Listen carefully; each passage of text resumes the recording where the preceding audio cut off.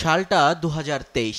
সাকিব আল হাসানের হাত থেকে অধিনায়কত্ব তুলে দেওয়া হয় নাজমুল হোসেন শান্তর কাছে। শুরুটা টেস্ট দিয়ে হলেও এক পর্যায়ে সাকিবের পর বাংলাদেশের ৩ ফরম্যাটের দায়িত্বই পান শান্ত। মনে হচ্ছিল দারুণ কিছুর দিকে এগোচ্ছে বাংলাদেশ ক্রিকেট। কিন্তু বছর না ঘুরতেই ছন্দপতন। টি-20-র ফর্মটা ভালো না থাকায় নিচ থেকেই ক্যাপ্টেন্সি ছেড়ে দেন শান্ত।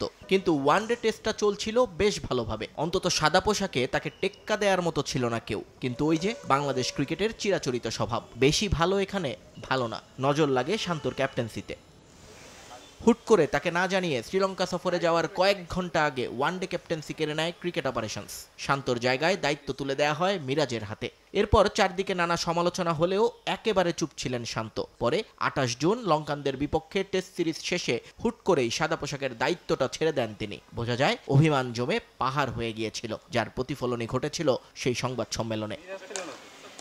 তবে শান্ত ছেড়ে দিলেও তাকে নিয়ে কোনো নেতিবাচক কথা বলেননি বিসিবি প্রেসিডেন্ট আমিনুল ইসলাম বুলবুল, বরং বারবারই তাকে ফিরিয়ে আনার চেষ্টা করেছেন তিনি। কিন্তু অভিমান ভাঙানো যায়নি শান্তর। বাধ্য হয়ে হন্যে হয়ে নতুন অধিনায়ক খুঁজে বেরিয়েছে বিসিবি, কিন্তু রাজি করানো যায়নি সাবেক ক্যাপ্টেন মুমিনুলকে। মিরাজ এবং লিটন ভাবনাতে থাকলেও তাদের উপর শতভাগ আস্থা পাচ্ছিল না বোর্ড কর্তারা।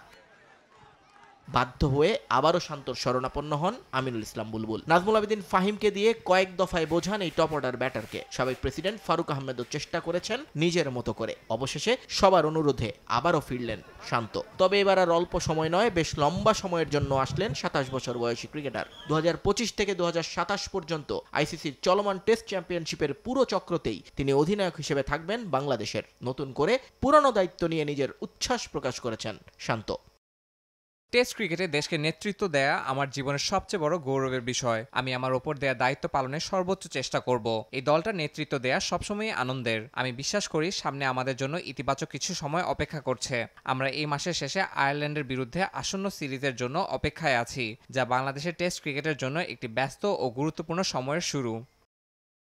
নভেম্বরের ১১ তারিখ সিলেটে আয়ারল্যান্ড টেস্ট দিয়ে নতুন দায়িত্ব শুরু করবেন নাজমুল হোসেন শান্ত। নিয়ন মোহাইমিন, সময় সংবাদ।